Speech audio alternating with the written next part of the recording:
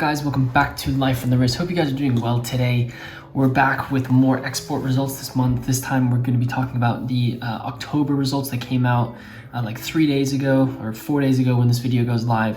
So I'm going to go over them. This month was, we saw slight recovery signs, and I would say this is a real positive for Swiss watch exports this last month. But with everything going on now and increasing rates of COVID-19, it might get worse before it continues to get better. So I'm going to go over last month's result, the September 2020 results, and then I'll go through the usual results that I discussed for October. So for September, we obviously had an article. You can definitely check that out. We also created a video for it.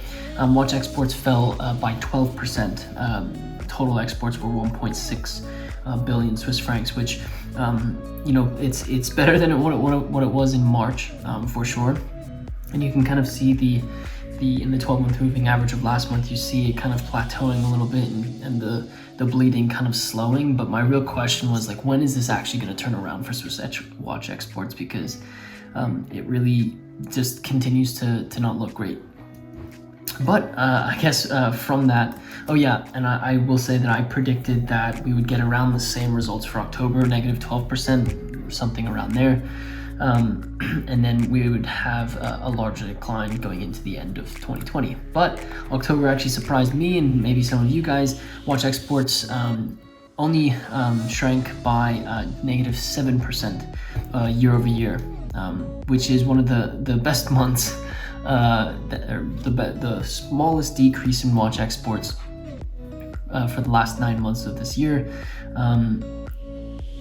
The trend that we're kind of seeing is the stabilization in the shrinking of the watch export numbers.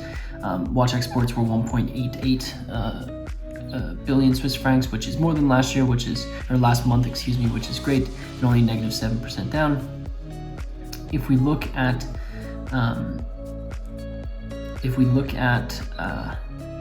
the 12-month moving average, you can see we're right around that 21%. We breached the negative 20% as the 12-month moving average in the month of October. What's really interesting is that the 10 months into this year, the Swiss watch exports have fallen by 1/4, so 25.8%, which is actually the sharpest decline on record over the last 80 years, which is fairly phenomenal to really think about, and it really shows you the impact that this pandemic has. Moving on to watches by materials, what was really cool is we actually saw a positive. We saw gold and steel watches that increased by 5% year over year, but as a whole, we saw watches by material. Obviously, the change was negative 16%. Honestly, last year, probably the month of October, people just didn't buy a lot of gold and steel, because if you look at everything else, we range from negative 11% all the way up to negative 40%, which is pretty rough when it comes to units sold. And even if you look at the dollar or the Swiss francs sold in gold and steel, it's also down by negative 5%. So units and Swiss francs were hit fairly hard. If we move on to the main markets, the top 6 markets, it's fairly standard for especially this time of the year. China was the largest, the US second, Hong Kong third, United Kingdom fourth, followed by Japan and Singapore. This made up about 54% of total Swiss watch exports. If we look at the change over time, you can see that Hong Kong and China actually saw an increase in Swiss watch exports. China saw 15%, Hong Kong 3.5%. And what was actually kind of a good sign is that the US Swiss watch exports were only down by about negative 5%. Last year, maybe there weren't as many exports during this month, but at the same time, negative 5% is considerable recovery when it comes to the U.S. markets. I'm very worried about lockdown procedures going back into place for all these markets, especially United Kingdom and places in Europe, which I think is going to have another effect on kind of the last couple months of the year. But what was actually really cool when you look at the main markets is that those top 6, the change over time was actually negative 1.4%. So that's just really just a bad month if you think about it like that. But if we kind of look more at the top 30 markets, there were some interesting ones, like Ireland saw a 1,000% increase year over year, but there were some other markets that saw increases. Canada for one, Turkey, Oman, the UAE are some that I just wanted to mention, which I think is still a fairly good sign that things are on their way back.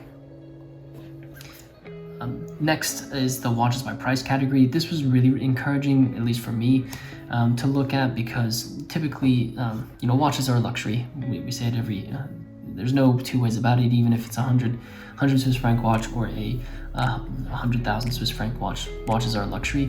But if you look at the watches by price category, you can see that the 500 to 3,000 and 3,000 plus price categories really we're only down by about 4% in units, which I think is an encouraging sign. I think that shows that luxury goods are still there is demand for luxury goods, and people are going to buy watches that perhaps cost a little bit. If you look at the sub 200 Swiss franc or 200 to 500 Swiss franc price category, you can see that they still continue to kind of have a rough time of it. And if you look at the total watch exports, you can see that units still fell by about 16%, which is fairly large. This is still a considerable decrease year over year. And then if you look at value, it fell by 7%. I still think this is a positive sign, and I still think that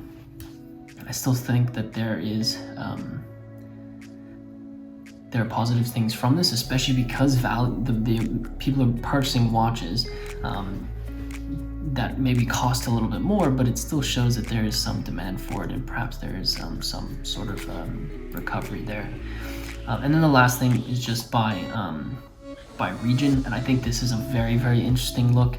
If you look at the total variation, you can see that Asia only shrank by about 0.5% year over year. Just to put that into perspective, last year Asia did a lot. The amount that they imported from Switzerland for watches, like, it was a substantial amount of money regardless. And so I think that's something that you have to also kind of conceptualize. Like, this time last year, watches being bought and only negative 5% decrease in variation for Asia, like that's pretty phenomenal. I think they did obviously see drop in rates quite rapidly for COVID, and so that probably adds to it. And then you can see Oceania negative 5%, America negative 8%, Europe negative 16, and Africa negative 34. I think Europe is really going to be the region that's going to be hit fairly hard, especially with lockdown measures going back into place. It's just going to be a tough next couple months.